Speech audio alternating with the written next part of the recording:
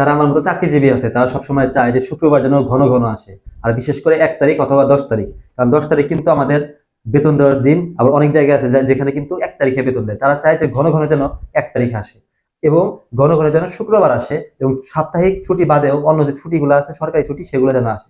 কিন্তু যারা বস আছে তারা কিন্তু সবসময় চায় যে শুক্রবারটা যেন তাড়াতাড়ি কেটে যায়, বাকি 6 দিন যেন একটু লং হয়, বাকি 6 দিন যেন ভালোভাবে কাজ করতে পারে। 10 তারিখ আর 1 তারিখ এই 2টা দিন যেন না আসে। কোনোভাবে যদি আমি মানে ওই টাইম মেশিনের যে রিমোটটা আছে যদি পাইতাম না, তাইলে মনে করেন যে একদম কাজ ঘটায় ফেলতাম। ঠিক আছে, ঘন ঘন যে শুক্রবার আসে, দরকার পড়লে ক্যালেন্ডার থেকে মাঝখানের ওই 6 দিন আর হচ্ছে যে মাসের হচ্ছে বাকি 29 দিনগুলো আমি কাট করে দিতাম। জাস্ট 1 তারিখ আর 10 তারিখ থাকতো, আর শুক্রবার গুলো একটু লং করে দিতাম, আর অন্য দিন থাকলেও শর্ট করে দিতাম, যেহেতু কাজের একটা ব্যাপার আছে, নাহলে শরীর স্বাস্থ্য তারপর মেদ জমে যাবে। কিন্তু ভাই আবার এই টাইম মেশিনের রিমোটটা যদি দুষ্টু বসের হাতে যায় না, তারা আবার কি করবে জানেন? ক্যালেন্ডার থেকে তার শুক্রবারগুলো এবং সরকারি ছুটিগুলোকে কিন্তু কেটে দিবে, এবং 1 তারিখ এবং 10 তারিখ যেটা আছে সেটাও কিন্তু সে কেটে দিবে। আর অন্যান্য দিনগুলো যে আছে কাজের দিন, ওয়ার্কিং